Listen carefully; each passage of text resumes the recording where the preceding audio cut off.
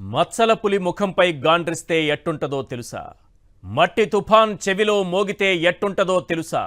లక్షలాది మంది విద్యార్థులు ఒక్కసారిగా కదం తొక్కినట్టుంటది.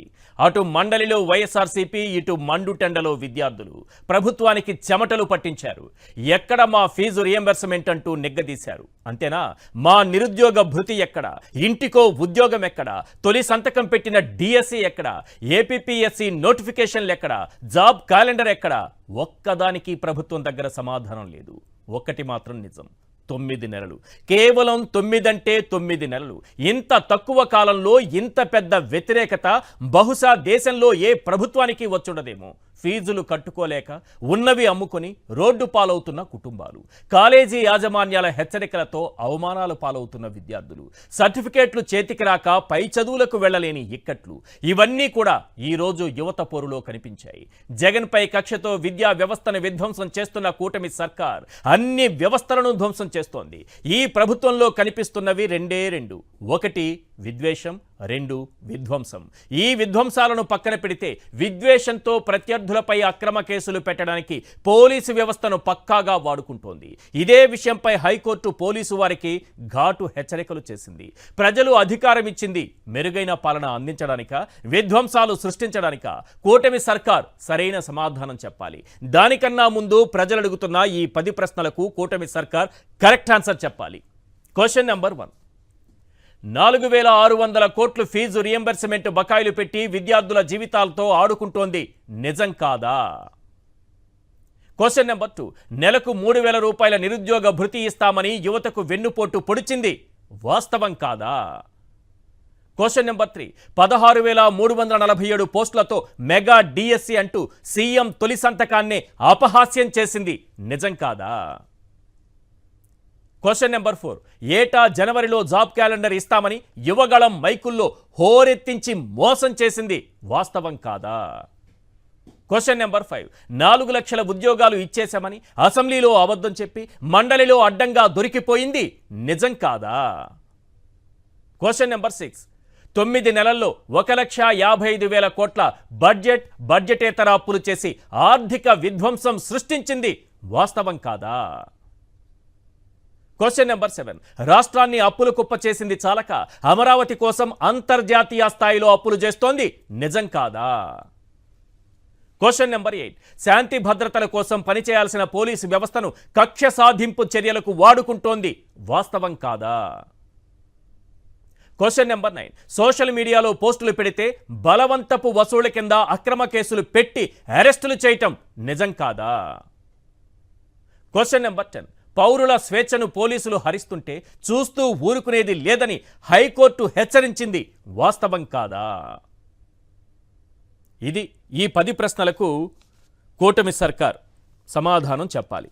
ఈరోజు విద్యార్థులు, నిరుద్యోగులను వంచిస్తున్నటువంటి కూటమి సర్కారుపై వైఎస్ఆర్సీపీ మ్రోగించినటువంటి సమర భేరి ఏ రకంగా యువత కదిలొచ్చింది, ఏ రకంగా విద్యార్థులు కదిలొచ్చిందన్నది రాష్ట్రం మొత్తం కూడా చూసింది. 9 నెలల కాలంలో, కేవలం 9 అంటే 9 నెలల కాలంలో ఇంత వ్యతిరేకత ఒక విద్యార్థుల విషయంలోనే కాదు, ఓవరాల్గా వ్యతిరేకత ఈ ప్రభుత్వంపై ఏ రకంగా ఉందనేది, అన్ని వర్గాల్లో ఏ రకంగా ఉందనేది ఈరోజు యువత పోరు ద్వారా బయటపడిందనేది చాలా క్లియర్గా అర్థమవుతోంది. రాష్ట్రం అంతా చూసింది ఈరోజు ఏ స్థాయిలో విద్యార్థులు కదిలొచ్చారు, ఏ స్థాయిలో నిరసన తెలిపారు. ఒకవైపు పోలీసులు అడ్డుకునేటటువంటి కుట్రలు చేస్తున్నా ఎక్కడా వెనక్కి తగ్గకుండా విద్యార్థులు, యువత, ముఖ్యంగా తల్లిదండ్రులు కూడా చాలామంది ఈరోజు పాల్గొన్నారు.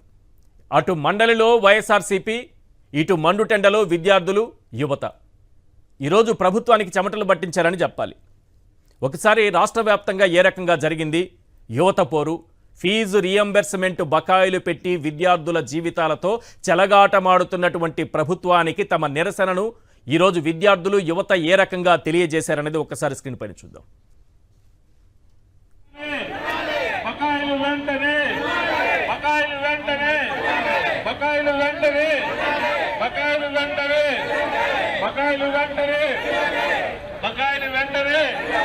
ఫీజు రియంబర్స్మెంట్ వెంటనే, బకాయిలు వెంటనే, బకాయిలు వెంటనే, బకాయిలు వెంటనే. మెడికల్ కాలేజీలు ప్రభుత్వమే, మెడికల్ కాలేజీలు రాష్ట్ర వ్యాప్తంగా ఈరోజు విద్యార్థులు యువత కదిలొచ్చారు, తల్లిదండ్రులు కదిలొచ్చారు. ఈ ప్రభుత్వానికి తమ నిరసన తెలియజేశారు. అన్ని జిల్లాల్లో కలెక్టరేట్ కార్యాలయ దగ్గర భారీ ర్యాలీలు తీశారు. ఫీజు రీఎంబర్స్మెంట్, వసతి దీవెన బకాయిలు 4,600 కోట్లు ఓవరాల్గా. అంటే మొత్తం ఇవ్వాల్సింది మళ్ళీ 25-26 కూడా కలిపి 7,100 కోట్లు బడ్జెట్లో వీళ్ళు కేటాయించింది ఎంతయ్యా అంటే 2,600 కోట్లు. ఇదే జగన్మోహన్ రెడ్డి గారు ఏ రోజు కూడా విద్యార్థుల చదువులకు ఎటువంటి ఆటంకం కలగకుండా ప్రతి త్రైమాసికంలో ఎప్పుడు వారికి ఇవ్వాలో ఆ క్షణంలో ఫీజు రీఎంబర్స్మెంట్ చేస్తూ 18,663 కోట్ల రూపాయలు ఇచ్చారు 5 ఏళ్ల కాలంలో. ఈరోజు ఏమైపోయిందంటే పరిస్థితి 24-25కి సంబంధించి లాస్ట్ 5 త్రైమాసికాలు, నెక్స్ట్ రాబోయేటటువంటి ఏడాదికి సంబంధించి ఇప్పుడు వరకు వాళ్ళు ఇచ్చింది కేవలం 2,600 కోట్లు కేటాయించారు. ఎంతమందికి ఇస్తారో తెలియదు, కావాల్సిందేమో 7,100 కోట్లు. ఈరోజు కాలేజీలకు వెళ్ళేటటువంటి విద్యార్థుల పరిస్థితి ఏంటంటే అవమాన భారంతో కళాశాలలకు వెళ్లాల్సి వస్తుంది. పుస్తెలు తాకట్టు పెట్టి బిడ్డల ఫీజులు కట్టుకోవాల్సిన దుస్థితి ఈరోజు తల్లిదండ్రులకు ఏర్పడింది. ఈరోజు కాలేజీలకు వెళ్తే ఫీజులు కట్టలేదని విద్యార్థుల్ని లేపి నిలబెట్టి కాలేజీ యాజమాన్యం ప్రశ్నిస్తుంటే అవమాన భారంతో కుంగిపోతున్నారు. పోనీ కోర్సు పూర్తయిన తర్వాత పై చదువులకు వెళదామనుకుంటే సర్టిఫికేట్స్ ఇవ్వట్లేదు. చాలా కాలేజీల్లో హాల్ టికెట్స్ ఇవ్వట్లేదు. అసలు ఈ ప్రభుత్వానికి ఇవన్నీ కనిపిస్తున్నాయా? ఒక పక్క అవమాన భారం, ఇంకో పక్క తల్లిదండ్రులు అన్నీ అమ్ముకొని మరీ ఫీజులు కట్టాల్సినటువంటి దుస్థితి. ఇంకోవైపు సర్టిఫికేట్ చేతికి రాక, పై చదువులకు వెళ్ళలేక, ఉద్యోగాలకు వెళ్ళలేక ఎన్ని ఇబ్బందులు పడుతున్నారనేది. ఎన్ని రకాల హామీలు ఇచ్చారు, ఒక్క హామీ అయినా నెరవేర్చారా? 20 లక్షల ఉద్యోగాలు ఏమైపోయాయో తెలియదు. లేదంటే 3,000 రూపాయల నిరుద్యోగ భృతి ఏమైపోయిందో తెలియదు. ముఖ్యమంత్రిగా తొలి సంతకం డిఎస్సి పైనే 16,300 పోస్టులు అన్నారు, తొలి సంతకం పెట్టేశారు. ఈ రోజు వరకు దానికి అతిగతి లేదు. ఏపీపీఎస్సీ కింద ఇప్పటి వరకు ఒక్క నోటిఫికేషన్ కూడా రాలేదు. ఇక అప్పట్లో జగన్మోహన్ రెడ్డి గారి సర్కార్లో ఇచ్చినటువంటి 21 నోటిఫికేషన్లకు సంబంధించి ఒక్క ఎగ్జామ్ కూడా పెట్టకుండా ఏదో ఒక రకంగా దాన్ని పోస్ట్ పోన్ చేస్తూ విద్యార్థుల జీవితాలతో, యువత జీవితాలతో ఆడుకుంటున్నటువంటి పరిస్థితి కనిపిస్తోంది. ఈరోజు రాష్ట్ర వ్యాప్తంగా పరిస్థితిని చూస్తున్నారు. తల్లిదండ్రుల ఆవేశం కూడా ఒకసారి విందాం. సామాన్యుల ఆవేశం. ఏమి హామీ ఇచ్చారు వీళ్ళు, ఎటువంటి హామీలు ఇచ్చి ఓట్లేయించుకున్నారు, ఓట్లేయించుకున్న తర్వాత ఏ రకంగా పరిపాలన చేస్తున్నారు. 1,52,000 కోట్లకు చేరుకుంది. మళ్ళీ 9,000 కోట్లు అప్పు చేసుకోవడానికి, 9,000 కోట్లు అదనంగా అప్పు చేసుకోవడానికి కార్పొరేషన్లకి మళ్ళీ పర్మిషన్ ఇచ్చారు. దీని ప్రకారం చూస్తే దాదాపు 1,52,000 కోట్లు అమరావతి అన్నీ కలిపి బడ్జెట్ అప్పులు అన్నీ కలిపితే 1.5 లక్ష కోట్లు దాటిపోయింది. ఒక్క పథకానికి పైసా కూడా లేని పరిస్థితి. ఒక్కసారి ఆ పేరెంట్స్, పెద్దవాళ్ళు, కుటుంబ సభ్యులు ఏ రకంగా ఆవేదన చెందుతున్నారు, తమ భవిష్యత్తు ఈ రకంగా నాశనం చేస్తున్నటువంటి, తమ పిల్లల భవిష్యత్తును నాశనం చేస్తున్నటువంటి కూటమి సర్కారు పైన ఒకసారి ఆ బయట వినిపించండి సార్. పేదోళ్ళగానే ఉండాలి. పేదోళ్ళు పైకి ఎక్కడానికి వీల్లేదు చంద్రబాబు నాయుడు గారికి, మాకు తెలుసు. ఎందుకంటే 18,000 మనిషికి వచ్చి 1,500 అన్నాడు, మనిషికి వచ్చి అమ్మ ఓడేస్తున్నాడు. ఎంత మందికి అంటే అంత మందికి అన్నాడు. మరి అయ్యి, మరి ఇచ్చిన హామీలన్నీ అయ్యి. ఇది దోసుకునే రాజ్యమా లేకపోతే న్యాయబద్ధంగా నడిచే రాజ్యమా? ఇది దోపిడి రాజ్యం లేకుంది, కానీ న్యాయంగా నడిచే రాజ్యంగా లేదు. ఇది పేదోడు బతికే రోజులు కాదు, ఇవి పేదోడు బతకటానికి రాజ్యం కాదు ఇది. ఒకసారి నాయకుడు అన్న తర్వాత ఒక క్లారిటీ ఉండాలి, ఒక విజన్ ఉండాలి. క్రిస్టల్ క్లియర్ విజన్ అనేది చాలా అవసరం. ఎందుకంటే ఈ చదువుల విషయంలో మాత్రం ఎట్టి పరిస్థితుల్లో అలసత్వం కనిపించకూడదు. ఏ ఆలోచనతో వైఎస్ రాజశేఖర రెడ్డి గారు ప్రవేశపెట్టారో ఆ ఆలోచనను కంటిన్యూ చేస్తూ జగన్మోహన్ రెడ్డి గారు ఎంత అద్భుతంగా 5 ఏళ్ల పాటు ఈ ఫీజు రియంబర్స్మెంట్ చెల్లించారో 2024, 25, 25, 26కు సంబంధించి ఒక ట్వీట్ పెట్టారు జగన్మోహన్ రెడ్డి గారు. ఇప్పుడు ఈ ప్రభుత్వం ఉన్నటువంటి బకాయిలకు సంబంధించి ఆయన ఎంత విజన్తో ఇవన్నీ చెల్లించుతూ వచ్చారు 5 ఏళ్ళు అనేది ఈ ట్వీట్లో నాకు చాలా క్లియర్గా అర్థమవుతుంది. ఒక్కసారి ఆ ట్వీట్ని పెట్టినటువంటి బకాయిలు, ఫీజులు బకాయిలు ఎంత ఉందనేది ఒక్కసారి స్క్రీన్ పైన చూపించండి. యాక్చువల్లీ జనవరి, మార్చ్ ఈ త్రైమాసికానికి సంబంధించి, క్వార్టర్కి సంబంధించి ఎప్పుడు చెల్లిస్తారంటే మే నెలలో చెల్లిస్తారు. ఎస్, అది 700 కోట్లు మనకు కనిపిస్తుంది కదా. మే నెలలో 700 కోట్లు చెల్లించాలి. మే వచ్చేటప్పటికి ఏమైంది, ఎలక్షన్ రావడము, నోటిఫికేషన్ రావడం, కోడ్ రావడం ఆగిపోయింది. 700 కోట్లు. ఏప్రిల్, జూన్కి సంబంధించి ఆగస్టులో చెల్లించాలి 700 కోట్లు. జూలై సెప్టెంబర్కి సంబంధించి నవంబర్లో చెల్లించాలి 700 కోట్లు. అక్టోబర్ డిసెంబర్కి సంబంధించి ఫిబ్రవరిలో చెల్లించాలి 700 కోట్లు. 2024-25లో ఇచ్చింది కేవలం 700 కోట్లు. ఈ డబ్బులు కూడా ఎవరికి ఇచ్చారు, ఎంతమందికి ఇచ్చారన్న దానిపైన ఇప్పటికీ క్లారిటీ లేదు. నెక్స్ట్ 25-26కి సంబంధించి జనవరి మార్చ్ మే నెల చెల్లింపులు ఉండాలి 700 కోట్లు. ఏప్రిల్ జూన్ ఆగస్ట్ నెల ఇవన్నీ జగన్మోహన్ రెడ్డి గారు పర్ఫెక్ట్గా చేసుకుంటూ వచ్చినవి. ఏ రోజు ఆలస్యం కాలేదు. ఏ రోజు తల్లిదండ్రులకి విద్యార్థులకి అన్యాయం జరగలేదు. ఏ రోజు విద్యార్థులు అవమాన భారంతో కాలేజీలకు వెళ్ళిన పరిస్థితులు లేదు. ఏ రోజు విద్యార్థులు సర్టిఫికేట్ అందక నడి రోడ్డు పైన నిల్చున్న పరిస్థితులు లేవు. ఈరోజు అవన్నీ కనిపిస్తున్నాయి. నెక్స్ట్ ఏప్రిల్ జూన్కి సంబంధించి ఆగస్టులో 700 కోట్లు. జూలై సెప్టెంబర్కి సంబంధించి నవంబర్లో చెల్లింపులు చేయాలి 700 కోట్లు. అక్టోబర్ డిసెంబర్కి సంబంధించి ఫిబ్రవరిలో, వచ్చే ఏడాది ఫిబ్రవరిలో చెల్లింపు చేయాలి 700 కోట్లు. కేవలం ఇచ్చింది 2600 కోట్లు. ఇప్పుడు 8 త్రైమాసికాలు అవుతాయి. ఓవరాల్గా 700 కోట్లు లెక్కన 5600 కోట్లు అవుతుంది. ఇక వసతి దీవెన ఏప్రిల్ 2024 ఏప్రిల్ 2025కి 2200 కోట్లు బకాయిలు. మొత్తం కలిపితే 7800 కోట్ల రూపాయల బకాయిలు. 2024-25లో ఇచ్చింది కేవలం 700 కోట్లు. ఇవ్వాల్సింది 7100 కోట్లు. ఇచ్చింది 700 కోట్లు. ఇది పరిస్థితి. అందుకే విద్యార్థులు ఈరోజు రోడ్డెక్కారు. రైట్. దీంతో పాటు కాసేపట్లో మీకు హైకోర్టు ఈ పోలీసు వ్యవస్థను ఏ రకంగా తప్పుబట్టింది, ఎలాంటి హెచ్చరికలు జారీ చేసింది. ఈరోజు చూశారు కదా, 17 కేసులు పోసానే కృష్ణమురళి పైన 17 కేసులు. ఈరోజు ఆయన బెయిల్ పైన రావాలి, మళ్ళీ వెంటనే కొత్త కేసు పెట్టేసి మళ్ళీ కంటిన్యూ చేస్తున్నటువంటి పరిస్థితి. ఇలాంటి వ్యవస్థ పైన పోలీసులు చేసినటువంటి ఘాటు కామెంట్. అందులోనూ ఇంకొక హెచ్చరిక చేస్తున్నా. ఇది ఎందుకంటే డైరెక్ట్గా హైకోర్టు అన్నమాట. మీ జోబులో 100 రూపాయలు ఉందా, 200 రూపాయలు ఉన్నాయా, 300 రూపాయలు ఉన్నాయా, మీరు బలవంతపు వసూళ్లకు పాల్పడుతున్నారని మీ పైన కేసు పెట్టేసే ప్రమాదం ఉంది. మీ జేబులో 300 రూపాయలు ఉంటే బలవంతపు వసూళ్లకు పాల్పడుతున్నారంటూ కేసు పెట్టేశారు. ఓ కేసుకు సంబంధించి హైకోర్టు చాలా సీరియస్ వార్నింగ్ ఇచ్చింది. దానిపైన కూడా మనం మాట్లాడదాం. ఇవాళ చర్చలో పాల్గొంటున్నారు ఎంఆర్ పాషా గారు, సీనియర్ అనలిస్ట్, మల్లాది విష్ణు గారు, మాజీ ఎమ్మెల్యే, వైఎస్ఆర్సీపీ నాయకులు, డాక్టర్ బాలా గారు, న్యాయవాది, విశ్లేషకులు. ఒకసారి హైకోర్టు ఈ మధ్యకాలంలో వరుసగా ఏమన్నదని ఒకసారి స్క్రీన్ పైన చూపించండి. డేట్ వైజ్ వరుసగా వచ్చినటువంటి హైకోర్టు ఈ పోలీసు వ్యవస్థ మీద చేసినటువంటి కామెంట్స్. పోలీసు వారికి హెచ్చరిక. ఫిబ్రవరి 11, 2025. ఏంటంటే, పోలీసులకు మా ఆదేశాలంటే గౌరవం లేదు. మేము అడిగినప్పుడు సీసీటీవీ ఫుటేజ్ ఎలా మాయమైపోతుంది, ముందుగానే అరెస్ట్ చేస్తారు, సీసీటీవీ ఫుటేజ్లు లేవంటారు, మిస్టీరియస్గా కనిపించకుండా పోతోందా, ఎలా పోతున్నాయి, పోలీసులు చెబుతున్న కారణాలు నమ్మశక్యంగా లేదు, ఫుటేజ్లు మాయమైపోతుంటే ఐజీ ఎస్పీలు ఏం చేస్తున్నట్టని చాలా సీరియస్గా ఉంది. నెక్స్ట్, డీజీపీని కోర్టుకు పిలుస్తాం. ఫిబ్రవరి 12న పోలీసుల తీరుపై హైకోర్టు ఫైర్. కోర్టు ఆదేశాలను బేఖాతరు చేస్తున్నారు, పరిధి దాటి వ్యవహరిస్తున్నారు. నెక్స్ట్, ఫిబ్రవరి 18. ఇవి తప్ప మీరేం చేస్తున్నారు, దర్యాప్తు ఎక్కడ చేస్తున్నారు, కోర్టు ఆదేశాలను చాలా తేలిగ్గా తీసుకుంటున్నారు, ఇలాంటి తీరులను సహించేది లేదు, పోలీసులపై హైకోర్టు ఆగ్రహం, కేసులు పెట్టడం, లోపలేయడం, కొట్టడం, ఇది తప్ప మీరేం చేస్తున్నారని చాలా సీరియస్గా క్వశ్చన్ చేసింది. నెక్స్ట్, పోలీసులు తప్పుల మీద తప్పులు చేస్తున్నారు. ఫిబ్రవరి 25న డీజీపీ పోస్టుపై గౌరవంతో నియంత్రించుకుంటున్నాం, ఘాటు వ్యాఖ్యలు చేసిన high court. Social media activist Ramana arrest విషయంలో డీజీపీ నుంచి నివేదిక ఆశించాం, రాతపూర్వకంగా ఆదేశాలు ఇస్తేనే నివేదిక ఇస్తామంటే అలాగే ఆదేశాలు ఇస్తాము అని చాలా సీరియస్గా మాట్లాడింది. నెక్స్ట్, పౌరుల స్వేచ్ఛను హరిస్తుంటే చూస్తూ ఊరుకోం. మార్చి 11. రుజువులు లేకుండా ఊహల ఆధారంగా అరెస్ట్ చేస్తారా, ఎలా పడితే అలా అరెస్ట్ చేస్తామంటే కుదరదు. నిన్న మాట్లాడినటువంటి అంశం. పోలీసులపై హైకోర్టు ఆగ్రహం. నెక్స్ట్, చాలా కీలకమైంది ఇది నేను చెప్పింది. మార్చి 11న రీల్ పోస్టు చేయటం బలవంతపు వసూళ్లా, సోషల్ మీడియాలో పోస్టులు బలవంతపు వసూళ్ల కిందకు వస్తాయా, రిమాండ్ రిపోర్ట్లో అలా ఎలా పేర్కొంటారు, మ్యాజిస్ట్రేట్లు పూర్తి యాంత్రికంగా వ్యవహరిస్తున్నారు. ఎందుకంటే ప్రేమ్ కుమార్ అనేటటువంటి వ్యక్తిని అరెస్ట్ చేశారు. అతను తరచూ వసూళ్లకు పాల్పడటంతో, బలవంతపు వసూళ్లకు పాల్పడటంతో పాటు తరచూ నేరాలు చేసే వ్యక్తి అని రిమాండ్ రిపోర్ట్లో పేర్కొనడంపై హైకోర్టు మండిపడింది.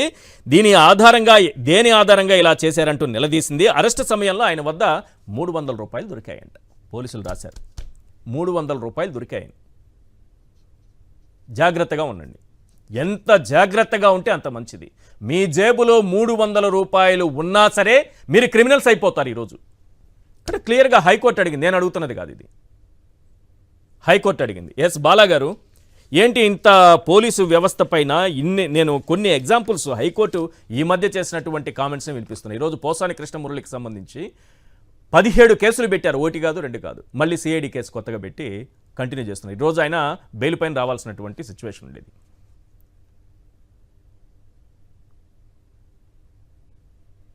మీ ఆడియో మ్యూట్లో ఉన్నట్టుంది చూడండి సార్. విష్ణు గారికి, ఈశ్వర్ గారికి, అలానే వీక్షించే ప్రజలందరికీ గుడ్ ఈవినింగ్ అండి. సార్, బేసికల్ గా స్టేట్ అనే దానికి ఒక డెఫినేషన్ ఉంది సార్. వాళ్ళ యొక్క ప్రథమ కర్తవ్యం ఏంటి అంటే ఫండమెంటల్ రైట్స్ ని, అలానే వెల్ఫేర్ ని, సోషో ఎకనామికల్ గా ఈక్వాలిటీస్ ని, directive principles of state policies ని డిశ్చార్జ్ చేయడం వాళ్ళ పని. కానీ ఈ రోజు రాజ్యాంగం కల్పించిన హక్కుల్ని గాని, రాజ్యాంగం కల్పించిన మనకు వెల్ఫేర్ సిస్టమ్ ని గాని పక్కన పెట్టేసి ఈ రోజు మన భారతదేశంలో ఆంధ్రప్రదేశ్ అనే ఒక స్టేట్ లో, అంటే మనం ఉంటున్న ఆంధ్రప్రదేశ్ స్టేట్ లో చేస్తున్నది ఏంటి స్టేట్ గవర్నమెంట్ అంటే పోలీస్ మిషనరీని యూజ్ చేసి పొలిటికల్ వెండెటా చేస్తుంది. అంటే కక్షపూరితమైన వాళ్ళకి నచ్చిన వాళ్ళు ఎవరైతే ఉంటారో, నచ్చని వాళ్ళు ఎవరైతే ఉంటారో, నచ్చిన వాళ్ళ చేత కంప్లైంట్లు చేయించి ఈ విధంగా అంటే లా అండ్ ఆర్డర్ ని వాళ్ళ చేతిలోకి తీసుకొని ఈ రోజు డైరెక్ట్ గా ప్రజల యొక్క సివిలియన్ యొక్క రైట్స్ ని హరించే విధంగా వీళ్ళు చేస్తున్నారు. మీరు సిరీస్ ఆఫ్ పేపర్ కటింగ్స్ కొన్ని ఇందాక ప్రెజెంట్ చేశారు.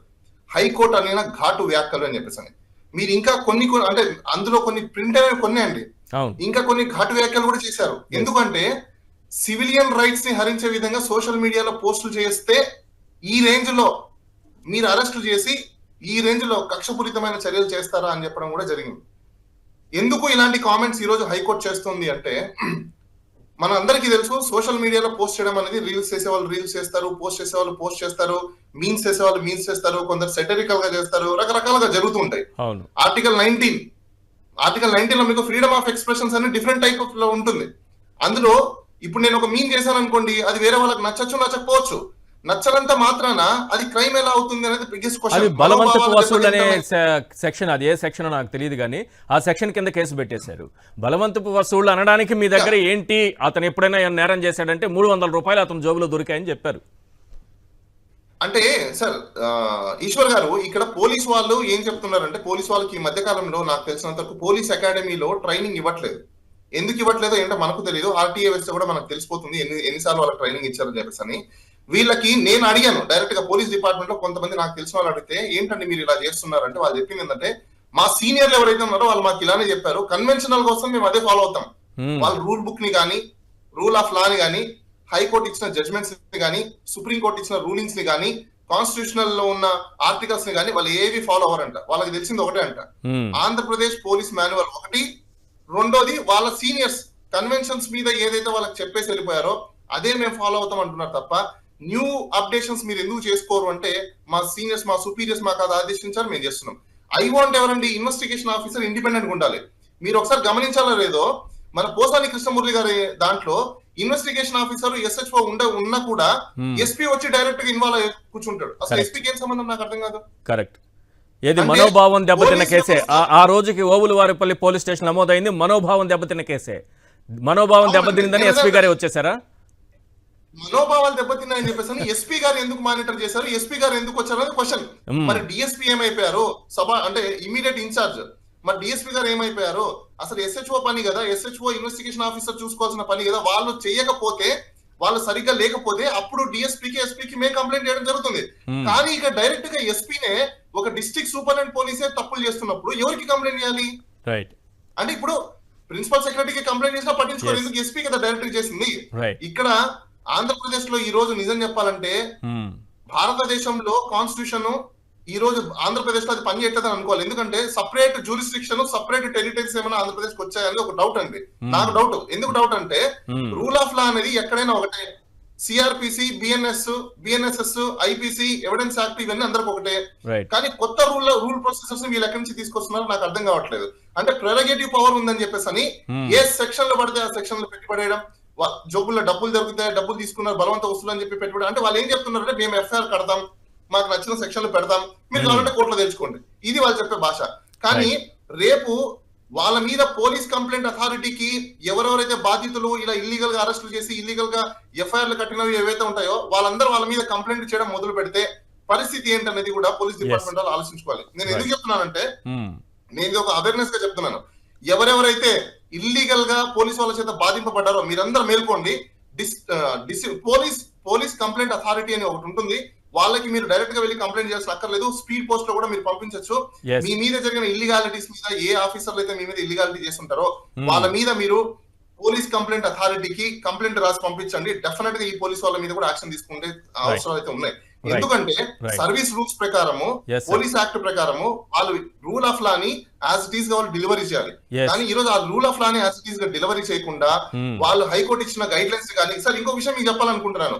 BR Naidu versus state of Andhra Pradesh అని ఒక జడ్జ్మెంట్ ఉంది సార్. మన ఓన్ హైకోర్టు, మన ఆంధ్రప్రదేశ్ హైకోర్టు ఇచ్చిన జడ్జ్మెంట్ లో క్లియర్ కట్ గా అరుణేష్ కుమార్ జడ్జ్మెంట్ ని ఎలా ఫాలో అవ్వాలి, అదే విధంగా ఒకవేళ జుడిషియల్ మెజిస్ట్రేట్లు కూడా మెకానికల్ గా ఇమీడియట్ గా అరెస్ట్ చేసి ప్రొడ్యూస్ చేస్తే వాళ్ళని జైలుకి పంపించే విధంగా ఉంటే గిన వాళ్ళ మీద డిసిప్లిన్ యాక్షన్ తీసుకుంటామని చెప్పి కూడా ఆ జడ్జ్మెంట్ లో క్లియర్ కట్ ఉంది. గూగుల్ ఎవరైనా టైప్ చేయండి BR Naidu versus state of Andhra Pradesh, దాంట్లో క్లియర్ కట్ గైడ్ లైన్స్ ఉన్నాయి. ఇంత ఉన్నా కూడా బేఖరారు చేసి ఈ విధంగా అదే విషయాన్ని కూడా హైకోర్టు అంది కదా, హైకోర్టు కూడా రిమాండ్ చాలా సులభంగా విధించేస్తున్నారు మ్యాజిస్ట్రేట్లను కూడా మెకానికల్ ఏ విధంగా చేస్తారనేది ఒకటి. రైట్ సరే, ఇంకోటి ఈశ్వర్ గారు నేను చెప్పాలనుకుంటున్నాను.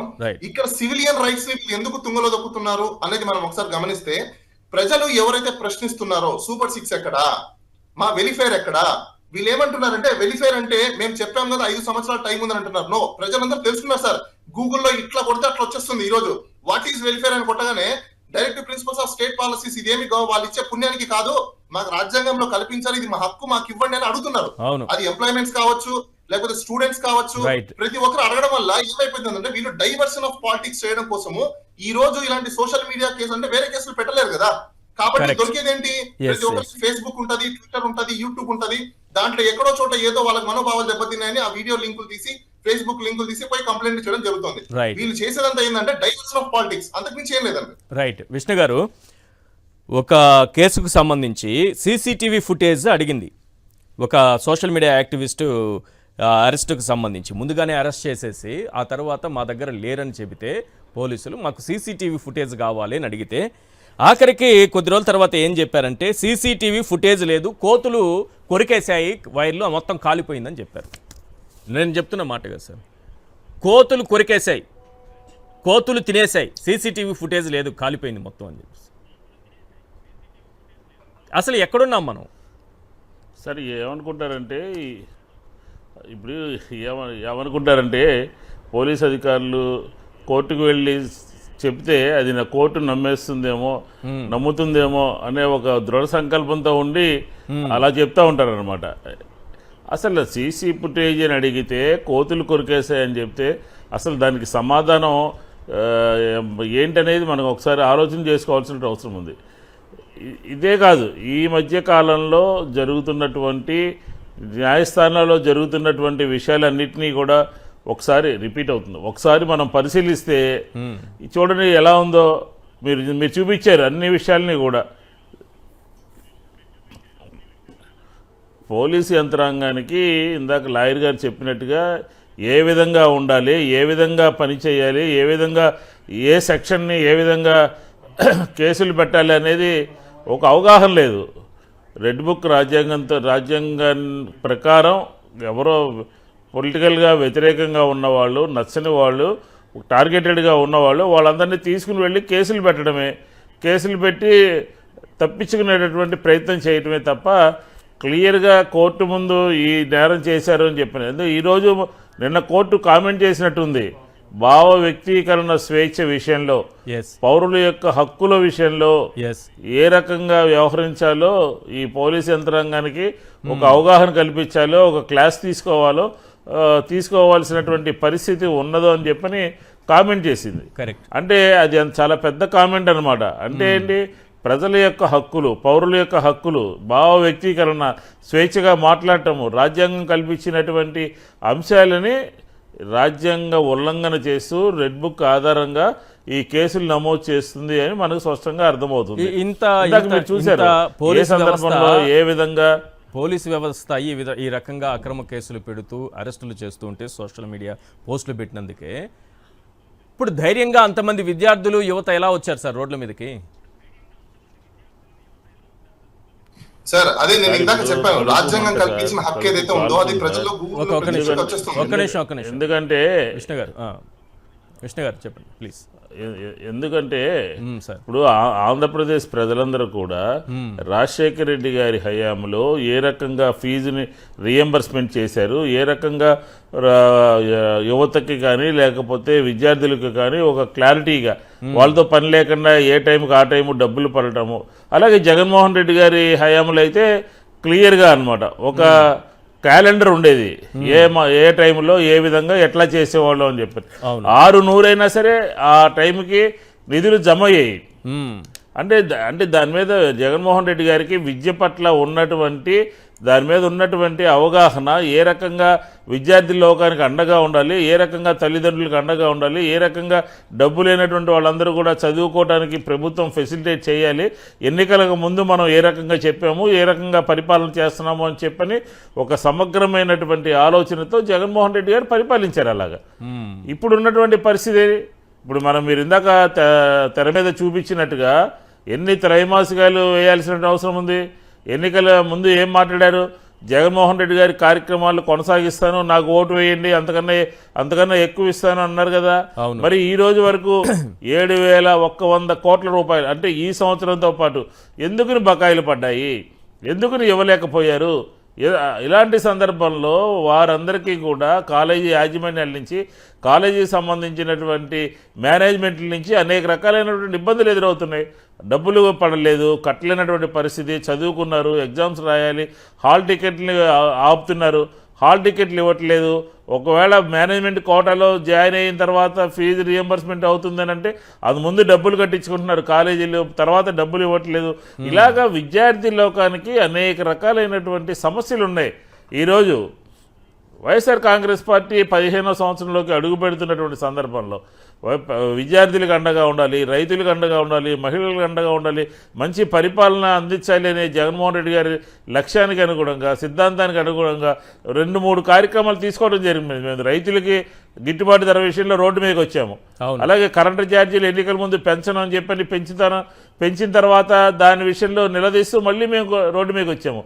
మళ్ళీ ఈరోజు విద్యార్థుల తల్లిదండ్రులకు సంబంధించినటువంటి ఈ ఫీజు రియంబర్స్మెంట్ దాంట్లో ఎదురవుతున్నటువంటి సమస్యల్ని మరొకసారి ప్రభుత్వం దృష్టికి తీసుకువెళ్ళి ఖచ్చితంగా అమలు చేయాలి అని నిలదీయడం కోసం ఈరోజు మేము రోడ్డు మీదకి రావడం జరిగింది. విద్యార్థి లోకం కానీ వారి తల్లిదండ్రులు కానీ అందరూ కూడా రోడ్డు మీదకి వచ్చి మేము చేస్తున్నటువంటి కార్యక్రమానికి మద్దతుగా వచ్చారని చెప్పి ఈరోజు ప్రజలందరూ కూడా రోడ్డు మీదకి వచ్చినటువంటి పరిస్థితి కనపడుతుంది కదా. Yes sir, right. ఎన్నికల సమయంలో, ఎన్నికల ముందు చంద్రబాబు నాయుడు గారు ఎంత గట్టిగా చెప్తారంటే ఒక్కొక్క హామీ చాలా అద్భుతంగా మాట్లాడతారు, చాలా అద్భుతంగా ఉంటుంది. హామీ వింటుంటే చెవులకు చాలా వినసొంపుగా ఉంటుంది, చెవులో అమృతం పోసినంత ఆనందంగా ఉంటుంది. ఆ ఆనందంలో ప్రజలు నిజంగానే, యువత కానీ ప్రజలు కానీ అన్ని వర్గాలు నిజమని నమ్మి ఓట్లు వేసేస్తూ ఉంటారు. మొన్న ఎలక్షన్ ముందు ఏం చెప్పారంటే, ఇంటికో ఉద్యోగం, మీ ఇంట్లో ప్రతి ఒక్కరికి ఒక ఉద్యోగం ఇస్తా, అంటే 20 లక్షల ఉద్యోగాలు ఇస్తా, 20 లక్షల ఉద్యోగాలు ఇచ్చి ఈ లోపు 20 లక్షల ఉద్యోగాలు రాకపోతే ప్రతి నెల 3,000 రూపాయలు ఇస్తారన్నారు. ఒకసారి చంద్రబాబు నాయుడు గారు బయట వినిపించండి. ప్రతి నెల 3,000 రూపాయల నిరుద్యోగం. 2014లో కూడా 2,000 రూపాయలు అన్నారు, లేదు. చాలా గట్టిగా చెప్పారు పాషా గారు, చాలా గట్టిగా చెప్పారు చంద్రబాబు నాయుడు గారు. ఇప్పుడు ఇవ్వనప్పుడు ఎక్కడ సార్ మాకు ఇస్తానన్న హామీ ప్రకారం 3,000 నిరుద్యోగ భృతి ఎక్కడ, లేకపోతే అమ్మ ఒడి ఇస్తానన్నారు, అదే తల్లికి వందనం అని, అది ఎక్కడ అని గట్టిగా అడిగితే తీసుకెళ్ళి జైల్లో వేసేస్తున్నారు. అందరికీ నమస్కారం అండి. ఇక్కడ ఒక విషయం చెప్పి నేను స్టార్ట్ చేస్తాను. యాక్చువల్గా ఏంటంటే ఈరోజు జగన్మోహన్ రెడ్డి గారు లేకపోయినా ఆయన చేసిన మంచి అన్నది మనందరికీ క్లియర్గా కనిపిస్తున్నది. ఎందుకు నేను ఈ మాట అంటున్నానంటే, విద్యార్థులకి ఈరోజు ఈ కూటమి ప్రభుత్వం 4,600 కోట్ల రూపాయలు మేము మీకు కట్టలేము అని చెప్పేసి ఇక్కడ కేటగారికల్గా చెప్పేయడం జరిగింది. ఇందాక ఈశ్వర్ గారు చెప్పినట్టు మొత్తము ఫీజు రియంబర్స్మెంట్ వసతి దీవెన కింద 7,800 కోట్ల రూపాయలు 2 సంవత్సరాలకు కట్టాలి. ఈ 7,800 కోట్ల రూపాయల్లో ఇంతవరకు కట్టింది 700 కోట్లు, అంటే 7,100 కోట్ల రూపాయలు బకాయి ఉన్నారు. అందులో బడ్జెట్లో పెట్టింది ఎంత పెట్టాలి? మొత్తం 7,100 కోట్లు పెట్టాలి, కానీ పెట్టింది 2,600. అంటే మిగిలిన 4,600 కోట్లు మేము కట్టబోము అని చెప్పేసి ప్రభుత్వం చెప్పేసినట్టు కదా. అట్లా ఎవరికి ఇస్తారు మరి? ఇచ్చిందానికి కూడా లెక్కలేదు. ఫస్ట్ 700 కోట్లు అన్నారు కదా, అది ఎంతమందికి వెళ్ళిందో లెక్కలేదు. ఈ బడ్జెట్ లో పెట్టింది ఎవరికి వెళ్తుంది, ఎంతమందికి ఇస్తారని ఎలా? అది వెళ్తుందా లేదా గ్యారంటీ లేదు. అది కాకుండా లెక్కలలో కూడా వీళ్ళు చెప్పింది ఏంటి అంటే 4,600 కోట్లు మేము కట్టలేమండి ఆమె చేతులు ఎత్తేసారు. ఈ రోజు విద్యార్థులను నిండా ముంచారు. ఈ కార్యక్రమం అన్నది ఇక్కడ మనకు కనిపిస్తున్నది. ఇక రెండో విషయం ఏంటంటే నిరుద్యోగులు. ఎంత దారుణం అంటే సార్ 2014-19 మధ్యలో చంద్రబాబు నాయుడు గారు 40 సంవత్సరాల రాజకీయ జీవితంలో అంటే ఎక్స్పీరియన్స్ ఉన్నటువంటి చంద్రబాబు నాయుడు గారు ఇచ్చిన ఉద్యోగాలు ఎన్ని అంటే కేవలం 34,000 ఉద్యోగాలే.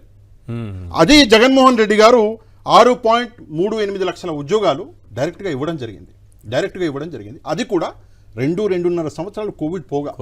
కోవిడ్లో ఉన్న ఉద్యోగాలు ఊడబిక్తుంటే ఆంధ్రప్రదేశ్ అన్నది ఒకటే రాష్ట్రం అండి ఉద్యోగాలు ఇచ్చారు. ఇది మనం గుర్తుపెట్టుకోవాలి. సరే జగన్మోహన్ రెడ్డి గారు పోయిన తర్వాత అంటే ఆయన ముఖ్యమంత్రిగా లేకపోయిన తర్వాత ఈ రోజు అందరికీ ఈ విషయాలు గుర్తొస్తున్నాయి. ఏదేమైనా కూడా ఇంకోసారి గుర్తు చేయడం మన బాధ్యత. జగన్మోహన్ రెడ్డి అనే వ్యక్తి ఏం చేసినట్టు రాష్ట్రంలో అంటే విద్యా వ్యవస్థను మార్చింది. నేను ఈ మధ్యలో ఒక వీడియో చూసినండి. ఒక పోలీస్ ఆయన మాట్లాడుతున్నాడు మైక్లో. నన్ను ఎవరు పక్కన కూర్చొని ఇచ్చేవాళ్ళు కాదు. నేను స్కూల్లో ఉన్నప్పుడు కాలేజీలో ఉన్నప్పుడు ఈ రోజు నాకు సెక్యూరిటీ, నాకు కార్లు ఉన్నాయి, నాకు ఒక పదవి ఉంది. ఎందుకంటే విద్య అన్నది నా జీవితాన్ని మార్చేసింది అని చెప్పి చెప్పారు. నాకు చాలా సెంటిమెంటల్గా అనిపించింది. అదే ఫార్ములాని ఈరోజు జగన్మోహన్ రెడ్డి గారు ఎక్కడ కూడా రాష్ట్ర ప్రజలు ఎవరి దగ్గర చేయి చాచవలసిన అవసరం రాకూడదు. విద్యా వ్యవస్థను మారిస్తే ప్రతి ఇంట్లో ఒక గ్రాడ్యుయేట్, పోస్ట్ గ్రాడ్యుయేట్ సంపాదించే ఒక వ్యక్తి ఉంటే ఆ అవసరం రాదు అని చెప్పేసి ఏం చేసిండు? ఇంగ్లీష్ మీడియం తీసుకొచ్చిండు, టోఫెల్ తీసుకొచ్చిండు, ఐబీ సిలబస్ తీసుకొచ్చిండు, ట్యాబులు తీసుకొచ్చిండు, నాడు నేడు తీసుకొచ్చిండు, అమ్మఒడి తీసుకొచ్చిండు. ఇన్ని తీసుకొచ్చి విద్యా వ్యవస్థలో మార్పు చేస్తే నేషనల్ మీడియా, మీరు పర్మిషన్ ఇస్తే వీడియో ప్లే చేస్తాండి. నేషనల్ మీడియా జగన్మోహన్ రెడ్డి గారిని పొగుడుతూ అన్న ఒక మాట ఇక్కడ చూడండి, ఒక్క చిన్న మాట వినిపిస్తుంది. ఇది నేషనల్ మీడియా చెప్పినటువంటి విషయం. అంటే ఎడ్యుకేషన్ యాక్సెసిబిలిటీలో మనం కేరళని మించేసినాం. నేను ఎప్పుడు కల్లో కూడా అనుకోలేదు ఆంధ్రప్రదేశ్ కేరళని మించేస్తుందని. కేరళని మించేసినాం అని చెప్తే నేను ఎలక్షన్లకు ముందు అక్కడ ప్రజలతో ఆంధ్రప్రదేశ్కి వెళ్ళి ప్రజలతో మాట్లాడుకుంటూ నేను ఈ వీడియోలు చూపిస్తే అప్పటిదాకా కూడా ప్రజలకు తెలియదు. ఎందుకు మించేసింది అనుకున్నారు, ఇప్పుడు ముంచేసింది అనుకుంటున్నారు మొత్తానికి. సార్ ఇంకో విషయం, ఈరోజు నేను నిజంగానే నారా లోకేష్ గారికి ధన్యవాదాలు చెప్పాలి. ఎందుకంటే జగన్మోహన్ రెడ్డి గారు అంత మంచి బ్యాగ్ ఇచ్చాడు అని నాకు తెలియదండి. నిజంగా నాకు తెలియదు. ఈ రోజు అసెంబ్లీ సాక్షిగా జగన్మోహన్ రెడ్డి గారు అంత పెద్ద బ్యాగ్, అంత మంచి బ్యాగ్ ఇచ్చాడని నాకు తెలిసింది. ఇక్కడ దరిద్రం ఏంటంటే లోకేష్ గారికి జగన్మోహన్ రెడ్డి గారు ఇచ్చిన అంత పెద్ద బ్యాగ్ కనిపిస్తలేదు, కానీ దాని మీద ఉన్న చిన్న పేరు కనిపిస్తుంది. ముందు మీరు వీళ్ళు ఇచ్చారా? అదే చెప్తాను. ముందు మీరు ఏం చేయాలంటే జగన్మోహన్ రెడ్డి గారికి ధన్యవాదాలు చెప్పాలి. మేము చేయలేకపోయిన పని మీరు చేశారు. ఇంత పెద్ద బ్యాగ్, ఇంత మంచి బ్యాగ్ ఇచ్చారు, థ్యాంక్ యూ అండి. మేము చేయలేకపోయాం, మీరు చేశారు. ఇంత మంచి బెల్ట్ ఇచ్చారు, ఇంత మంచి వస్తువులు ఇచ్చారు, ఇంత మంచి బుక్స్ ఇచ్చారు. ప్రైవేట్లో ఇవ్వండి అంత మంచి బుక్స్. ఆ బుక్స్ చూస్తుంటే నాకు చాలా ఆనందం ఇస్తుంది. కోడిగుడ్డు మీద స్టాంప్ అని చెప్పేసి వీళ్ళు ఎక్కిరిస్తున్నారు కదా నారా లోకేష్ గారు. ఎందుకు వేశారో తెలుసా లోకేష్ గారు? మీరు ఒకసారి మీ వెనకాల ఉన్నటువంటి ఎవరైతే ఉన్నారో వాళ్ళందరిని అడగండి, మీకు ఈ స్క్రిప్ట్ రాసిచ్చిన వాళ్ళు ఎందుకు వేశారు స్టాంప్ అంటే ఆ కోడిగుడ్లు బయట అమ్మొద్దు అని. ఇది లాజిక్. ఆ కోడిగుడ్లు తీసుకెళ్లి బయట అమ్మొద్దు. ఇక్కడ రెండు విషయాలు. ఆ కోడిగుడ్లలో ఫస్ట్ క్వాలిటీ చెక్ చేసి దాని మీద స్టాంపింగ్ అనేది. స్టాంప్ తీసేస్తే అమ్ముకొని మంచి వ్యాపారం చేస్తారు. అందుకే ఆ స్టాంప్ దానికోసం అర్జెంట్ గా పీకేయాలా స్టాంప్? అదే చెప్తున్నానండి. ఆ విషయం కూడా అర్థం చేసుకోలేకపోయారు. ఈ రోజు ప్రజలు కూడా నిజంగా చాలా ఆనందపడుతున్నారు. నారా లోకేష్ గారు అసెంబ్లీకి ఇవన్నీ తీసుకెళ్తే అరే మాకు తెలియదే అని చెప్పి తెలియని వాళ్ళు కొంతమంది ఉన్నారులేండి, తెలియని వాళ్ళు. ఎవరికైతే డబ్బులు ఉన్న వాళ్ళకి ఎవరికి తెలియదు. వాళ్ళు అరే ఇంత మంచి బ్యాగ్ ఇచ్చారా మా పాపలకి మా పిల్లలకి మేము ఇవ్వలేదు అని చెప్పేసి ఈరోజు ఆశ్చర్యపడుతున్నట్టు పరిస్థితి. రెండోది నాకు అర్థం కాక తల్లికి వందనం అని చెప్పేసి వీళ్ళు తీసుకొచ్చారు కదా, ఎక్కడి నుంచి వచ్చింది కాన్సెప్ట్? ఎవరు ఆ వ్యక్తి తీసుకొచ్చిన వ్యక్తి? భారతదేశంలో ఎవడు, ఏ రాష్ట్రంలో ఏ ముఖ్యమంత్రి తీసుకొచ్చిండు ఆ కాన్సెప్ట్? ఈ రోజు మీ ముక్కు పిండి మీరు కూడా ఇచ్చే లెవెల్కి తీసుకొచ్చిన వ్యక్తి ఎవరు అంటే జగన్మోహన్ రెడ్డి గారు. మీరు ఒకవేళ ఆ తల్లికి వందనం లేదా అమ్మఒడి ఏదనుకున్నా మీరు ఆ హామీ ఇవ్వకపోయి ఉంటే మీరు గెలిచే వాళ్ళ? 14 ఏళ్ల విజనరీ ఎందుకు ఆలోచన చేయలేదు ఇన్ని సంవత్సరాలు? సార్ ఎంత దారుణం సార్. ఇంకోటి ఏదో వినిపిస్తోంది, దిశ యాప్ తీసుకొస్తే దిశ యాప్ ని కామెంట్ చేసి దానికి పేరు మార్చి ఇప్పుడు శక్తి యాప్ ఏదో తీసుకొచ్చి నాకు ఆశ్చర్యం అనిపిస్తుంది. అంటే ఎట్లా దానికి దీనికి డిఫరెన్స్ చెప్తాను, చాలా పెద్ద డిఫరెన్స్. ఓకే, అది 5 సార్లు ఊపాలి, ఓకే, ఇది 3 సార్లు ఊపాలి. అంతేనా? అంతే. చాలా పెద్ద డిఫరెన్స్. నాకు అర్థం కావట్లేదండి ఎందుకని చెప్పేసి అంత మంచి యాప్. యాక్చువల్గా చూసుకుంటే రాష్ట్రంలో పక్క రాష్ట్రంలో తెలంగాణలో ఒక సంఘటన జరిగితే ఆ సంఘటన చూసి అరే నా రాష్ట్రంలో ఇట్లా జరగకూడదు, ఆ పరిస్థితి రాకూడదు అని చెప్పేసి ఆలోచించి ముందుగానే యాప్ తీసుకొచ్చిన వ్యక్తి జగన్మోహన్ రెడ్డి గారు. మహిళల భద్రత అన్నది నాకు చాలా ఇంపార్టెంట్ అని చెప్పేసి తీసుకొచ్చాడు. హోంమంత్రి గారు ఒక వెటకారం చేశారు, మగవాళ్ళ దగ్గర కూడా దిశ యాప్ను డౌన్లోడ్ చేయించిన ఘనత జగన్మోహన్ రెడ్డి గారి సర్కారు. దీన్ని మగవాళ్ళు కూడా చేసుకోవాలి, తప్పనిసరిగా చేయాలి. ఒక అమ్మాయికో తన ఇంట్లో వాళ్ళకో బయట ఏదైనా ఒక అమ్మాయి పైన ఎవరైనా సరే దుర్మార్గులు ఏదైనా ఇబ్బంది కలిగిస్తూ ఉంటే వీడొక్కడే సినిమా హీరోనా వెళ్ళి ఫైటింగ్ చేయడానికి? వాడి చేతిలో దిశ యాప్ ఉంటే వెంటనే పోలీసులకు సమాచారం వెళ్తుంది. సార్ నేను ఒకటే అది చూసిన వాడు తన ఇంట్లో వాళ్ళకు బయట వాళ్ళకు ఏదైనా ప్రమాదం జరిగింది కొంతమంది దుండగుల వల్ల, ఒక అమ్మాయికి జరుగుతోంది, వాడు ఏం చేయాలి? వెంటనే పోలీసులకు సమాచారం ఇవ్వాలి కదా. ఉండాలంటే అతని చేతిలో కూడా దిశ యాప్ ఉండాలి కదా. ఇంత దుర్మార్గంగా మాట్లాడుతున్నారు వీళ్ళు అసెంబ్లీలో మండలిలో, అర్థం కావట్లేదు. సార్ ఒకటే విషయము, ఈరోజు సాక్షి టీవీలో నేను ఒక విషయం చెప్పాలి ఏంటంటే, దయచేసి మగవాళ్ళు కూడా దిశ యాప్ని డౌన్లోడ్ చేసుకోండి. దిశ యాప్ ఏంటి పేరు? ఇప్పుడు శక్తి యాప్, సారీ శక్తి అని చెప్పి చేసుకోండి. మగవాళ్ళు కూడా డౌన్లోడ్ చేసుకోండి. ఎందుకు మగవాళ్ళు కూడా డౌన్లోడ్ చేసుకోవాలంటే, ఆడబిడ్డల రక్షణ కోసమే మగవాళ్ళు కూడా చేసుకోవాలి. ఇందులో ఎట్లాంటి తప్పు లేదు. ఇక రెండో విషయము, ఇక్కడ నారా లోకేష్ గారు చెప్పినటువంటి జాబ్ క్యాలెండర్. సార్ మైక్ పట్టుకొని అస్సలు ఆగకుండా నారా లోకేష్ గారు జనవరి వచ్చిందంటే జాబ్ క్యాలెండర్ వచ్చే అన్నాడు. మార్చి వచ్చే ఏది జాబ్ క్యాలెండర్? సమాధానం చెప్పండి, ఏది జాబ్ క్యాలెండరు? ఎక్కడ జాబ్ క్యాలెండర్? జనవరి వచ్చిందంటే జాబ్ క్యాలెండర్ రిలీజ్ చేస్తా అన్నాడు. మార్చి వచ్చింది, మరి మర్చిపోయింది అయింది. ఒకసారి నారా లోకేష్ గారు సమాధానం చెప్పాలి. మామూలు క్యాలెండర్ వచ్చింది, జాబ్ క్యాలెండర్ అలా 2025. అదే సార్, ఈ రోజు ప్రతి ఇంట్లో క్యాలెండర్. మండలిలో పరిస్థితులు ఎట్లున్నాయంటే, వైసీపీ నాయకులు అడిగే ప్రశ్నలకి తట్టుకోలేక నారా లోకేష్ గారు చాలా ఫ్రస్ట్రేట్ అవుతున్నాడు. ఏం చేయాలో అర్థం కాని పరిస్థితి. అందుకే కోడిగుడ్లు, బ్యాగులు, ఈ బుక్స్ తీసుకొచ్చి యాప్లు. రెండో విషయము, ముఖ్యమంత్రి చంద్రబాబు నాయుడు గారి గురించి నేను ఒక విషయం అడగాలి. సార్ ముఖ్యమంత్రి గారు మీరు 6 హామీలు ఇచ్చారు, ఇక అలవిగానే హామీలు చాలా ఇచ్చారు. హామీల గురించి మాట్లాడండి. ఒక ముఖ్యమంత్రికి వైఎస్ వివేకానంద రెడ్డి గారి హత్య కేసుకి సంబంధం ఏముంది? అసెంబ్లీలో ఆ విషయం మాట్లాడవలసిన అవసరం ఏమొచ్చింది? మీరు ఎవరి గురించి మాట్లాడాలి? ప్రజల గురించి మాట్లాడాలి. అసెంబ్లీలో ఈరోజు జగన్మోహన్ రెడ్డి గారి కుటుంబం గురించి మాట్లాడవలసిన అవసరం ఏమొచ్చింది? అదేమన్నా ప్రజలకు ఉపయోగపడే విషయమా? మీరు దయచేసి మీరు ఇచ్చినటువంటి హామీల గురించి మాట్లాడండి. ఈరోజు 9 నెలలు అయిపోయింది. 9 నెలల తర్వాత ఈరోజు మీరు ఇచ్చినటువంటి ఏదైతే నిరుద్యోగ వృత్తి 3,000 రూపాయలు ఏదైతే అన్నారో, ఆ 3,000 రూపాయలకి నేను ఇవ్వలేకపోయినాను. 9 నెలలు అయింది, నన్ను క్షమించండి. అట్లీస్ట్ నేను ఈ వచ్చే సంవత్సరమైనా నేను ఈ బడ్జెట్లో పెట్టలేకపోయినాను, అది నా అసమర్థత అని చెప్పేసి మీరు క్షమాపణలు కోరండి ప్రేక్షకులు. ప్రతి నిరుద్యోగికి 72,000 బకాయిలు. అదే అంటున్నాను. కుటుంబాల సంఖ్య 1,70,00,000, నెలకు చెల్లించాల్సిన వృత్తి 5,100 కోట్లు, ఏడాదికి అయ్యే ఖర్చు 61,200 కోట్లు. 2 బడ్జెట్లో పెట్టింది గుండు సున్నా. ప్రతి నిరుద్యోగి పడిన బకాయి 72,000. 72,000 ఆల్రెడీ ఒక్కొక్క నిరుద్యోగుడికి మీరు పడ్డటువంటి బకాయి. ఈరోజు నేను భారతదేశంలో బహుశా ఏ రాష్ట్రంలో చూడలే. నిరుద్యోగులకి బకాయి పడడము, తల్లులకి బకాయి పడడము, విద్యార్థులకి బకాయి పడడము, ఏమంటారు మన ఫార్మర్స్ కి బకాయి పడడము.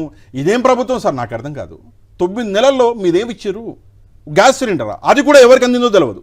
ఆ గ్యాస్ సిలిండర్ ఎవడైనా తీసుకున్నాడు, నా మొదలకు రెండయ్యా బాబు నాకు ఒకసారి కనిపించండి అంటే ఒక్కడు కనిపిస్తాడు. నేనైతే డైరెక్ట్ అడిగినా, నేను ఒక వీడియోలో ఎవడైనా ఒక్కటి కమెంట్ పెట్టండి, నాకు వచ్చిందని నాకు కమెంట్ పెట్టండి చాలు, మీ పేరు అక్కర్లా ఏం అక్కర్లే, వచ్చిందని చెప్పండి అంటే ఒక్కడు కూడా కింద మొత్తం కమెంట్లు. 765 కోట్లు ఎంత కేటాయించారు కదా? కేటాయించడం ఏముంది సార్? 5,000 చిల్లర కోట్లు మీరు అమ్మఒడికే కేటాయించారు. ₹1 కూడా కేటాయించిన తర్వాత మీరు ఏమన్నారు? లేదండి మేము ఈసారి కాదు నెక్స్ట్ టైం అమలు చేస్తున్నారు. మీరు కేటాయించడం దేనికి?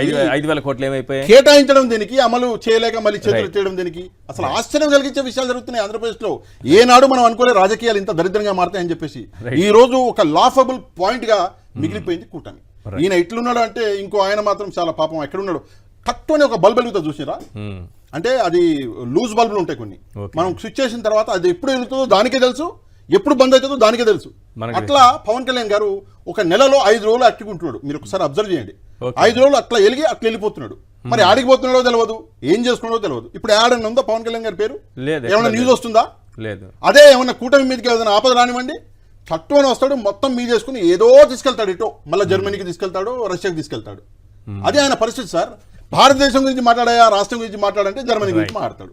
ఇక్కడ కాన్స్టిట్యూషన్ చదవడంటే కానీ అక్కడికి వెళ్ళి అక్కడ కాన్స్టిట్యూషన్ చదివిండట. అది మళ్ళీ మేము నమ్మాలంట. ఎక్కడి దుస్థితి అండి మా దరిద్రం. రైట్. మీరు ఎలాగో ఈ జాబ్ క్యాలెండర్ గురించి అన్నారు కాబట్టి ఆ రోజు యువగళం సభల్లో లోకేష్ గారు ఏమన్నారో ఒక్కసారి విందాం సార్. రైట్, ఈ రకంగా చెప్పారు బాలా గారు. దీన్ని అడిగితే మళ్ళీ అరెస్ట్ చేస్తున్నారు. ఈ అరెస్టులతో హక్కులను కాల రాయలేరు అని ఏమన్నా ప్రూవ్ అయింది అనుకోవచ్చా ఈరోజు విద్యార్థులు, యువత ఈ స్థాయిలో రోడ్డు ఎక్కడం చూస్తుంటే? సార్, ఒకటి, విద్యార్థులు ప్రొటెస్ట్ చేసిన దాని మీద ఒకవేళ నిజంగా కానీ కేసులు పెట్టి ఉంటే ఈ యొక్క వీడియోని పెట్టి ఆ కేసులు అన్ని మొత్తం అన్ని క్వాష్ చేసేయచ్చండి. అంతేనా? ఎందుకు అంటే మ్మ్.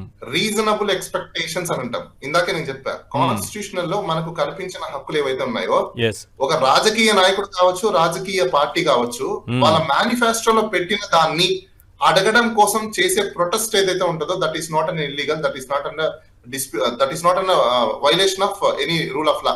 మ్మ్. ఇట్స్ అ ఫండమెంటల్ రైట్ అండి. Yes. కాన్స్టిట్యూషన్ లో మనకు కల్పించిన ఒక హక్కు ఏంటి? ప్రొటెస్ట్ చేయడం, మనకి ఇస్తాము అని చెప్పిన దాన్ని అడగడం. It is nothing, it is a begging అండి. అంటే బెగ్గింగ్ లో 2 టైప్స్ ఉంటాయి. ఒకటి గ్రూప్ గా వచ్చి బెగ్ చేయడం అనుకోవచ్చు, లేకపోతే ఇండివిజువల్ గా బెగ్ చేసుకోవడం అనుకోవచ్చు. ఇండివిజువల్ గా బెగ్ చేస్తే ఎవరు పట్టించుకోరు. సో కాబట్టి ఈరోజు సిటిజన్స్ అందరూ ఏం చేస్తున్నారు, అన్ఎంప్లాయ్మెంట్స్ అందరూ ఏం చేస్తున్నారు, వాళ్ళ యొక్క పెయిన్ ని అడుక్కుంటున్నారు. ఈ రోజు అయ్యా మా పరిస్థితి ఇది, మీరు ఇచ్చినారు హామీ, ఆ హామీని ఎప్పుడు అమలు చేస్తారని చెప్పేసి. ఇన్ కేస్ నేను ఎవరెవరికైతే ఇప్పుడు ఈ ప్రొటెస్ట్ చేసిన వాళ్ళకి కేసులు అయింటాయో, మీరందరూ ఈ గ్రౌండ్ తీసుకోండి, ఇది ఒక ఫ్రీ లీగల్ ఎయిడ్ సజెషన్ అనుకోండి. ఆయన వీడియో పెట్టుకొని ఆయన ఇచ్చిన హామీని అమలు చేయలేదు కాబట్టి మేము రోడ్డు మీదకి వచ్చి మా రీజనబుల్ ఎక్స్పెక్టేషన్స్ ని, మా రీజనబుల్ ఎక్స్పెక్టేషన్స్ యొక్క కాన్స్టిట్యూషనల్ రైట్ ని మేము ప్రొటెస్ట్ చేశాము. ఇది ఎటువంటి పబ్లిక్ డిసార్డర్ చేయడము కాదు, లేకపోతే లా అండ్ ఆర్డర్ ని డిస్టర్బెన్స్ చేయడము కాదు అని చెప్పేసి అన్ని తీసుకోవచ్చు అనమాట. ఇంకొక విషయము, ప్రజలందరికీ నేను సూచించేది ఒకటే, అన్ఎంప్లాయీస్ ఎవరైతే ఉన్నారో ప్రతి ఒక్కరికి నేను ఒకటే, నిరుద్యోగులకు అందరు కూడా చెప్తున్నాను, మీరందరూ పోస్టల్ కార్డులో ప్రస్తుతం ఉన్న మినిస్టర్ గారిని, నారా లోకేష్ గారికి ఆయన ఆ రోజు హామీ ఇచ్చిన వీడియోని తీసి దానికి సంబంధించిన ఏ యూట్యూబ్ లో ఏ ఛానల్ ఉంటుందో దాన్ని లింక్ పెట్టి మీరందరూ ఒక లెటర్ రాయండి ఆయనకు, ఎప్పుడు అమలు చేస్తారు అనేది ప్రిన్సిపల్ సెక్రటరీకి, చీఫ్ సెక్రటరీకి, అలానే ఆయన మినిస్ట్రీ ఆఫ్ పేసీకి రాసి, అలానే నారా లోకేష్ గారికి కూడా రాయండి, చైర్మన్ కూడా రాయండి.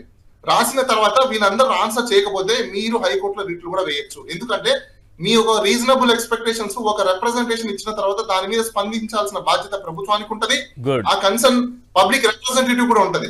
ఇది ఒక నూతనమైన ఇన్స్టిట్యూషన్ అని మనం అనుకోవచ్చు. ఎందుకు అంటే రేపటి రోజు ఎవరైనా మేనిఫెస్టో పెట్టిన తర్వాత, హామీలు ఇచ్చిన తర్వాత, చాలా మంది అంటున్నారు మరి ఇలాంటి హామీలు ఇచ్చిన తర్వాత వాళ్ళ మీద కేసులు ఏమైనా వేయచ్చా అంటే, ఎస్, ఖచ్చితంగా కూడా వేయచ్చు. ఎందుకంటే ఒక హామీ ఇచ్చేటప్పుడు ఖచ్చితంగా ఒక పొలిటికల్ పార్టీ పర్సన్ 1కి 4 సార్లు పరిశీలించుకొని ఒక ఎక్స్పెక్టేషన్స్ అనేది తీసుకొచ్చి క్రియేట్ చేయాలి. ఆ ఎక్స్పెక్టేషన్స్ నేను డే 1 నుంచి 5th ఇయర్ లోపల ఎప్పుడైనా డిశ్చార్జ్ చేస్తా అంటే కుదరదండి.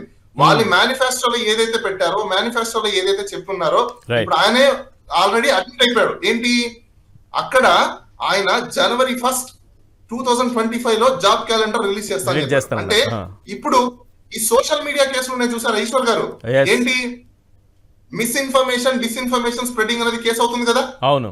మరి లేదు అంటే ఈయన చెప్పిన అబద్ధము అయితే ఆ కేసు ఈయన మీద పెట్టాలి.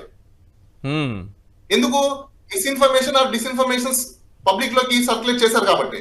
లేదు ఆయన నిజం అనుకోండి, మనం రాసిన లెటర్లకి వాళ్ళు స్పందించాలి. ఏమని స్పందించాలి? లేదు మాకు ఏదో ఒక అడ్మినిస్ట్రేటివ్ కారణాల వల్ల మేము డిలే అయిపోయింది, ఇవాళ రేపో ఎల్లుండో మేము ఇస్తాము అని చెప్పాల్సి వస్తుంది. వాళ్ళ ఆన్సర్ చేయలేదనుకోండి, వాళ్ళ మీద కేసు పెట్టచ్చు. కానీ విచిత్రంగా ఏం జరిగిందంటే, గవర్నర్ గారితోనే 4 లక్షల ఉద్యోగాలు ఇచ్చేసామని చెప్పించేశారు.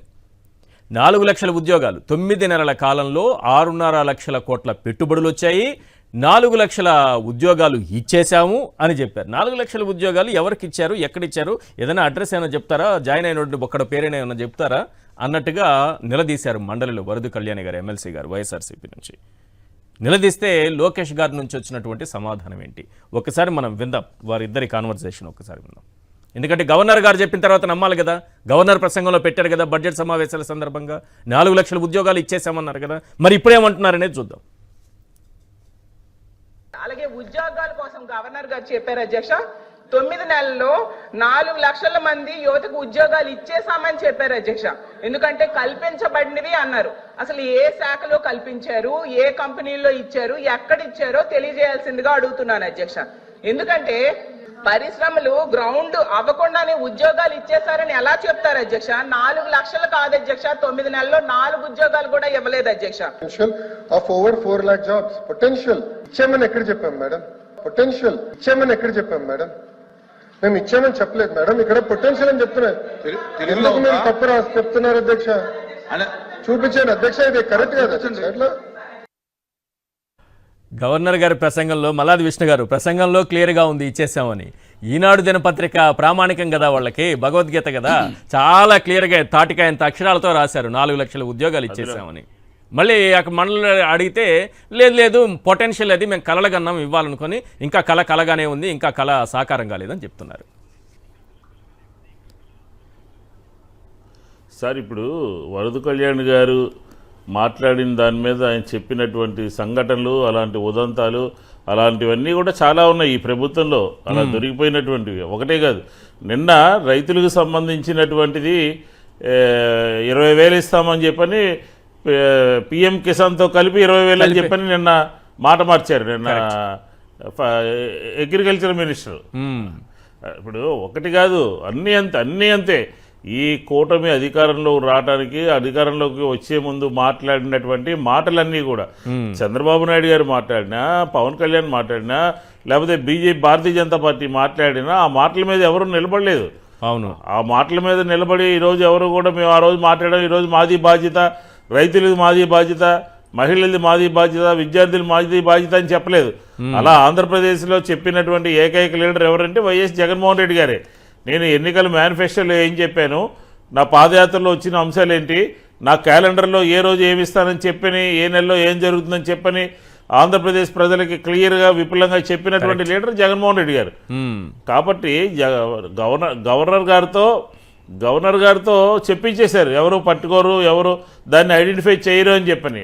అక్కడ 4 లక్షల ఉద్యోగాలు ఎక్కడిచ్చారు? ఆల్రెడీ సచివాలయం ఉద్యోగులకి 10,000 ఇస్తామని చెప్పని మోసం చేశారు. అసలు సచివాలయం వ్యవస్థే ఉండకూడదు అని చెప్పని దాన్ని సాగ్రిగేట్ చేసి మొత్తం అందులో ఉన్నటువంటి అధికారులందరినీ వివిధ శాఖల్లో మెర్జి చేశారు.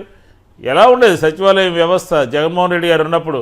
12 మంది వివిధ శాఖలకు సంబంధించిన అధికారులందరూ కూడా ఉండి శానిటేషన్ చూసేవాళ్ళు, టౌన్ ప్లానింగ్ చూసేవాళ్ళు, ఎలక్ట్రిసిటీ చూసేవాళ్ళు, లేదా మహిళలకి ఈయూటీజీలు లేకుండా ఆ సచివాలయం పరిధిలో చూసేవాళ్ళు.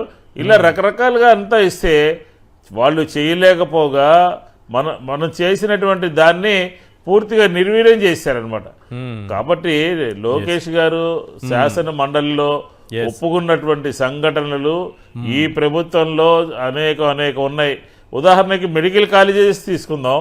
మెడికల్ కాలేజీలు 17 మెడికల్ కాలేజీలు జగన్మోహన్ రెడ్డి గారు తీసుకొస్తే 5 మెడికల్ కాలేజీలు ప్రారంభోత్సవం చేస్తే ఏ ప్రభుత్వం అయినా సరే మాకు అవసరం లేదు, మేము మిగతా మెడికల్ కాలేజీలు మాకు అవసరం లేదని ఉత్తరం రాస్తారు. చెప్పండి, ఏ ప్రభుత్వం అయినా సరే ఎంత లాభం చేకూరుతుంది ఆంధ్రప్రదేశ్కి?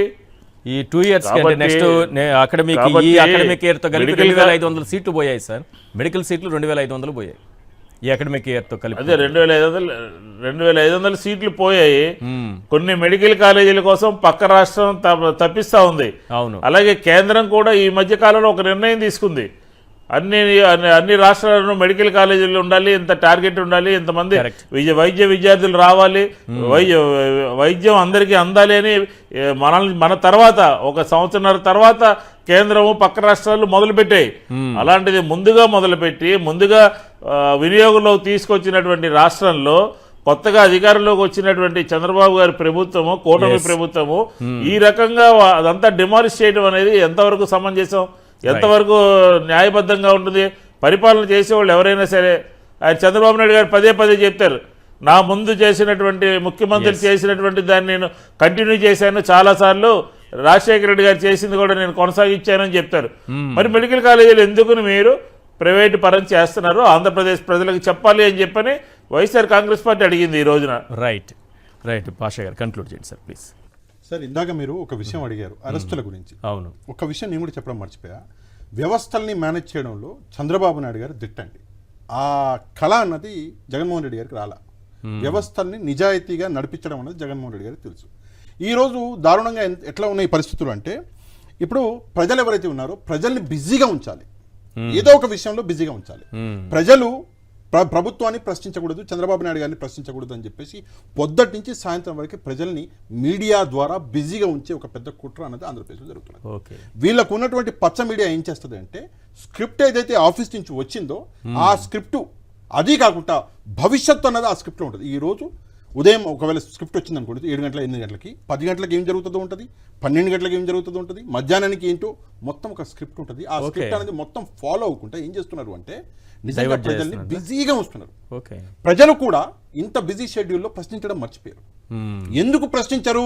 నాకు 3,000 రూపాయలు రావాలి, ఇప్పటికి 9 నెలలు 27,000 రూపాయలు నాకు ఒక్కొక్క నిరుద్యోగుడికి రావాలి అని చెప్పేసి 9 నెలల్లో ఎందుకు ప్రశ్నించరు? 9 నెలలు ఇంటూ 3,000 27,000 ఎందుకు ప్రశ్నించరు? ప్రతి తల్లి ఈ రోజు బయటకు వచ్చి ప్రశ్నించాలి. మమ్మల్ని మోసం చేసినావు, అటు జగన్మోహన్ రెడ్డి గారు పెట్టిన పలావు లేకుండా బా, ఇటు నువ్వు పెడతానా బిర్యానీ లేకుండా బా అని చెప్పేసి ప్రశ్నించాలి. ఇది ఒకటి. రెండోది ఏంటంటే అరెస్టులు. సార్ ఈ అరెస్టుల పర్వం ఎట్లయిపోయిందంటే ప్రజల ఏదైతే ఉక్రోషం ఉందో, కోపం ఉందో ప్రజలలో ఇంకా పెంచే కార్యక్రమం చేస్తున్నారు. అగో ఏది అంటే ఇవాళ కూడా ఒక నాయకుడు, వైసీపీ నాయకుడు చాలా బాగా చెప్పాడు. ఏది అమ్మఒడి అనగానే అగో అరెస్ట్ చేసినాం ఇంట్లోని, ఏది నిరుద్యోగ భృతి అనగానే ఏదో అరెస్ట్ చేసినాం పోసాని గారిని అని చెప్పేసి చూపించుకుంటూ బాబాయి గొడ్డలు ఒకసారి అంటారు, కోడి కత్తి అర్థం అంటారు. కాని విషయం. ఇవి సూపర్ 6 గురించి అడిగితే అవి ఆన్సర్ ఎట్లా అవుతాయి? నాకు అర్థం కాని విషయం, సూపర్ 6కి జగన్మోహన్ రెడ్డి గారి కుటుంబానికి సంబంధం ఏంటి సార్? తల్లి అంటారు, చెల్లి అంటారు, కుటుంబం అంటారు. నేను ఒక విషయం చెప్తా, మీ ఇల్లు అంటే చల్లగా ఉండాలి, ఎప్పుడు మీరు కలిసి ఉండాలి, కలిసిమెలిసే ఉండాలి. నేను అది దేవుని ప్రార్థిస్తా. కానీ ఈరోజు జగన్మోహన్ రెడ్డి గారి ఇంట్లో చిచ్చు పెట్టి మీరు ఇట్లా రాక్షస ఆనందం పొందుతా అంటే తప్పు కదా సార్? తప్పు కదా? ఆ తల్లి, ఆ చెల్లి, ఆ కొడుకుని విడదీసినటువంటి పాపాత్ముడు ఎవడు?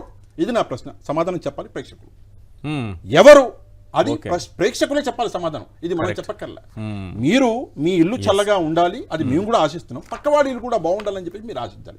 రాజకీయాల్ని రాజకీయం చేయండి, తప్పులే, ఎదుర్కొంటాం ముందుగా. కానీ రాజకీయాల్ని ఆడవాళ్ళని ఉపయోగించుకొని రాజకీయాలు చేయాలి అన్న ఒక ఈ తప్పుడు ఏదైతే ఉందో అది రాంగ్ అండి. చేయకూడదు. అది ఎవరైనా సరే, అది నేను ఓన్లీ చంద్రబాబు నాయుడు గారు చేస్తున్నారా, కూటమి ప్రభుత్వం చేస్తున్నది కాదు. అది ఎవరైనా సరే ఆడవాళ్ళని మధ్యలో రాకూడదు. ఇంకా లాస్ట్ ఒక విషయం చెప్పి ఆపేస్తాను. మీరేదైతే మహిళల గురించి తప్పుడు విషయాలు, తప్పుడు పోస్టులు పెట్టారని చెప్పేసి ఇంటూరి, వర రవీంద్ర రెడ్డి వీళ్ళని అరెస్ట్ చేశారు కదా, చివరికి పోసాని గారిని కూడా అరెస్ట్ చేశారు కదా. నేను ఒకటే విషయం చెప్తున్నా, తప్పులేదు, పెడితే చేయండి. కానీ మీ తరఫు నుంచి వైసీపీ వాళ్ళ మహిళల మీద పెట్టినటువంటి పోస్టులకి ఎంతమందిని అరెస్ట్ చేశారు నాకు నెంబర్ చెప్పారు.